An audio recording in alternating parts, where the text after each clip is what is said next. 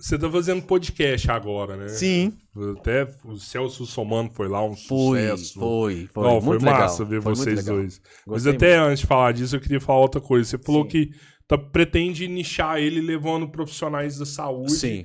para promover um conteúdo de qualidade e tudo Exato. mais, né?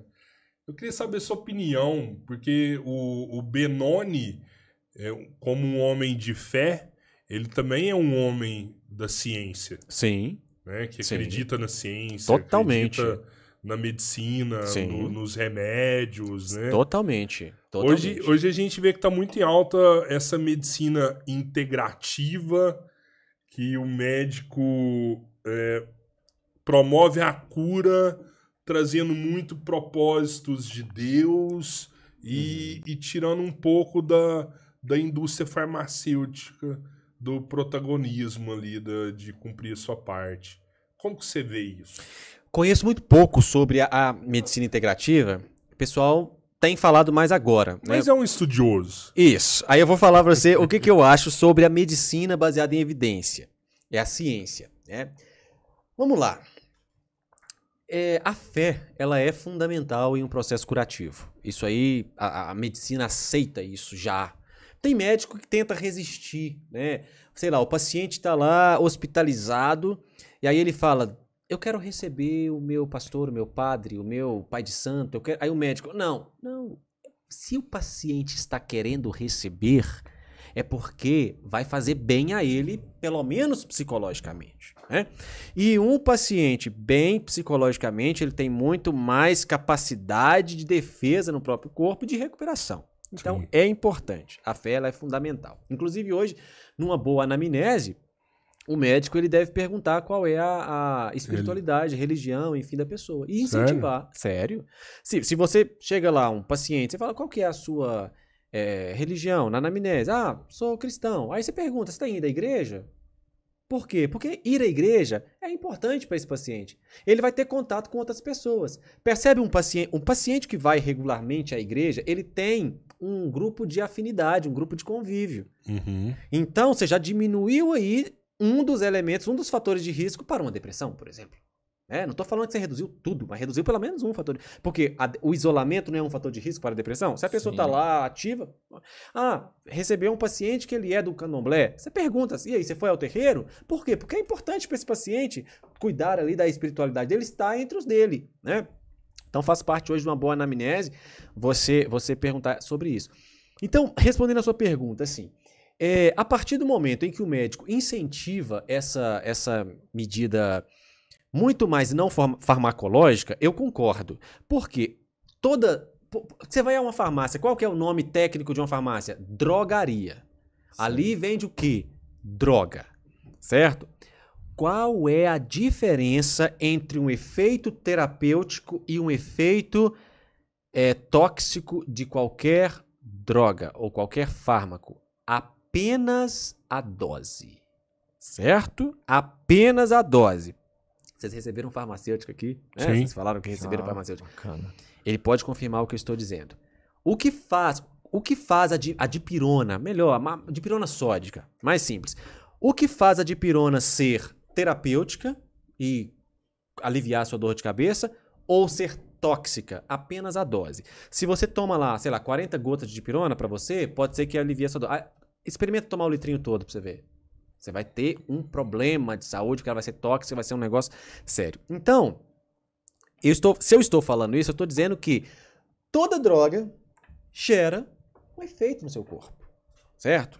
Então ela gera um efeito potencialmente curativo, talvez, ou terapêutico, mas ela também vai gerar ali um efeito colateral de alguma sorte, de algum ponto. Seu fígado, às vezes, vai ter que metabolizar aquela droga ali e ela vai fazer alguma coisa no seu corpo, né? Claro que a gente pesa o pró e o contra, né? Um paciente, por exemplo, corticoide. Corticoide é perigosíssimo, né? O uso indiscriminado de corticoide sem orientação médica. Mas, às vezes, o paciente ele tem lúpus, ele vai ter que usar corticoide a vida toda. Você vai falar para ele que não, ele vai ter que usar, né? Só que ele vai ter efeito colateral? Vai. Ele vai desenvolver, às vezes, uma face mais com retenção de líquido, ele vai inchar, mas é melhor esse efeito colateral do que o que a medicação está fazendo com ele, tá? Então, enfim, o profissional vai julgar ali esses prós e esses contras. Mas se você tiver mecanismos para evitar o fármaco, eu acho que deve ser adotado esse mecanismo, já que o fim é atingido. Só que o fim tem que ser atingido, né? Não tem como, pelo menos assim, eu tô engatinhando ainda na área, né, gente? Sou acadêmico ainda do 5º período. Mas vamos lá.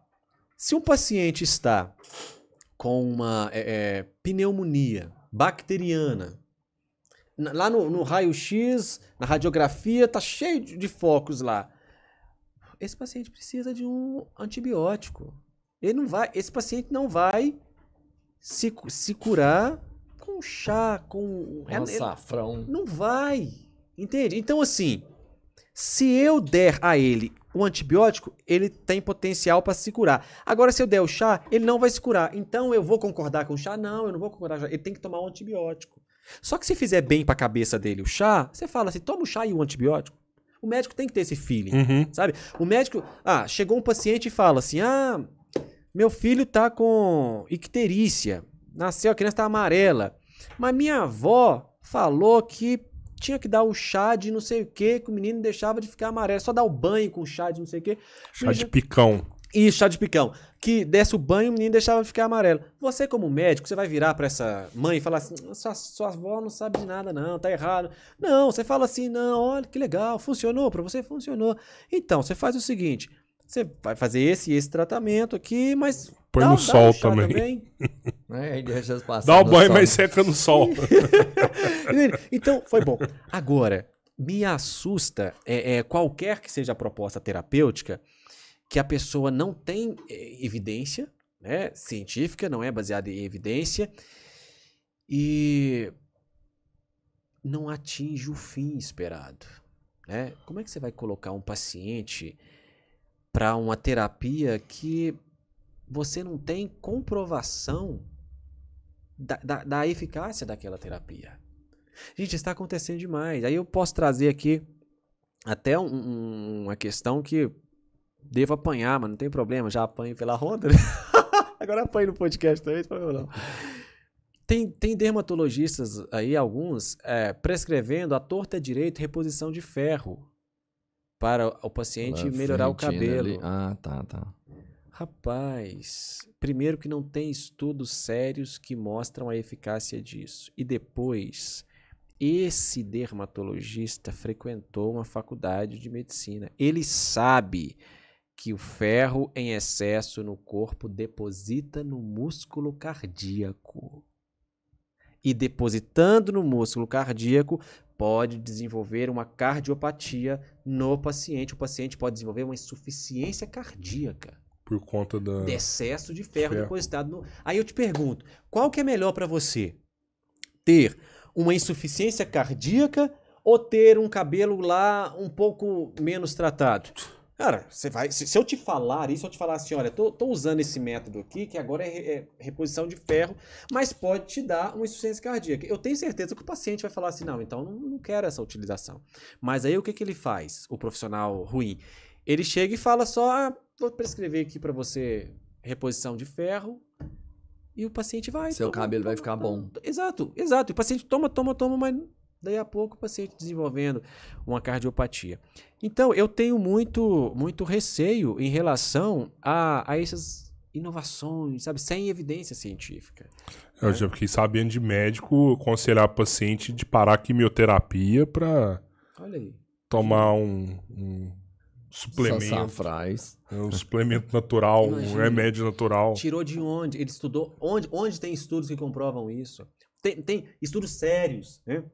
Foram feitos testes, sabe? Não, eu tirei, entendeu? Então, olha o que você está fazendo, né? Você está tirando o paciente de uma quimioterapia, que é uma terapia imediato para um quase... E uma terapia testada, né?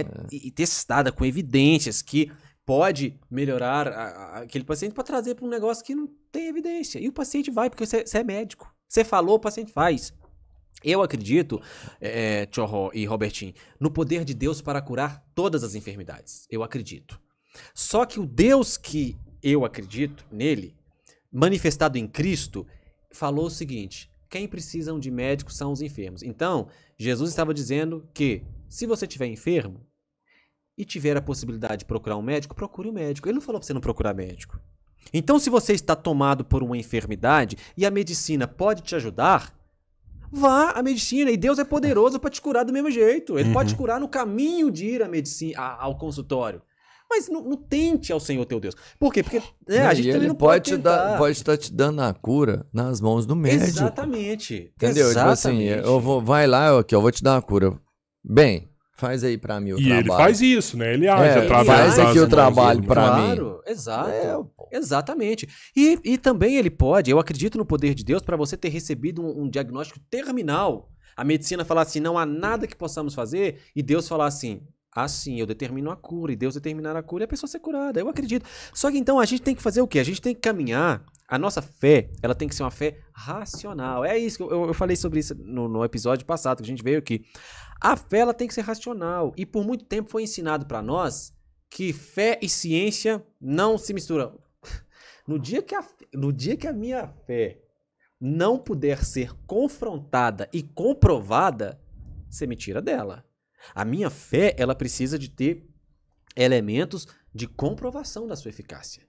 E qual é o elemento, eu falei isso no episódio passado, qual é o elemento que para mim torna a minha fé, a fé que eu tenho, verdade?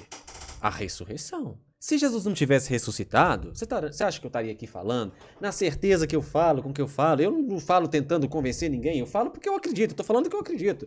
Cara, eu tenho que ter evidências, tem que haver evidências. E o apóstolo Paulo, que era de todos os apóstolos, o mais culto, o mais estudioso, o mais intelectual, ele também buscou as evidências.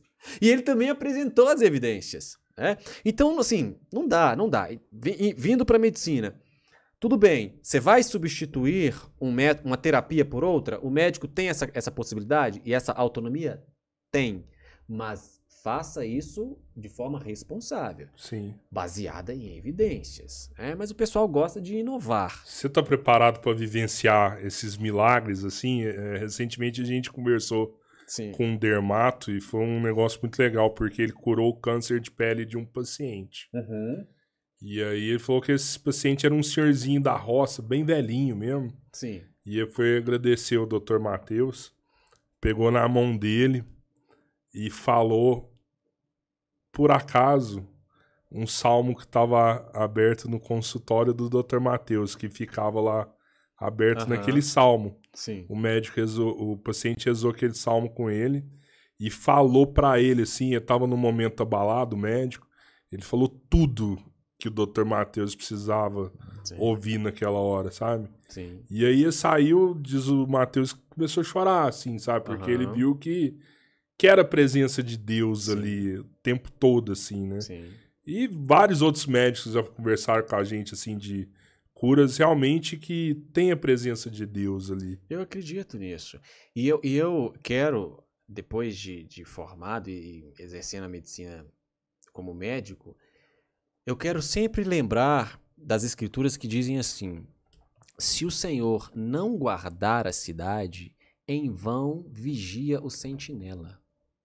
O que o texto está querendo dizer? O texto está querendo dizer o seguinte: eu posso ser o melhor psiquiatra, ter estudado nos melhores livros, ter feito a melhor especialização, Se o Senhor não vigiar a cidade, em vão trabalha o sentinela. Se Deus não estiver atuando por meio ou através de mim, todo o meu conhecimento não vai adiantar em absolutamente nada. Tudo provém de Deus e nas suas próprias mãos nós damos. Tem um texto sagrado que diz: eu é que sei os pensamentos que tenho sobre vós, diz o Senhor. Eu é que sei. Deus está dizendo que quem sabe é Ele os pensamentos que tem. Então, tudo que eu quero ser é um instrumento na mão do Senhor, valendo dos meus estudos, porque eu sou uma pessoa estudiosa, eu gosto de estudar. Então, eu vou estudar, eu vou me preparar. Para quê? Para quando o meu paciente chegar, eu ter muita ciência, muita técnica, muita humanidade, muita medicina centrada na pessoa para atender esse paciente, mas sabendo que quem vigia a cidade é o Senhor, não é o sentinela. O sentinela é só um instrumento. Então quem cura não é o cirurgião, não é o médico, não é o psiquiatra, não. Nós somos um instrumento na mão daquele que é todo-poderoso e que determina todas as coisas, e se ele disser que será curado, será. Se ele disser que não será, não será. Ou a gente não conhece pessoas que já procuraram os melhores médicos, as melhores terapias e não foram curadas. Tudo depende da vontade soberana de Deus.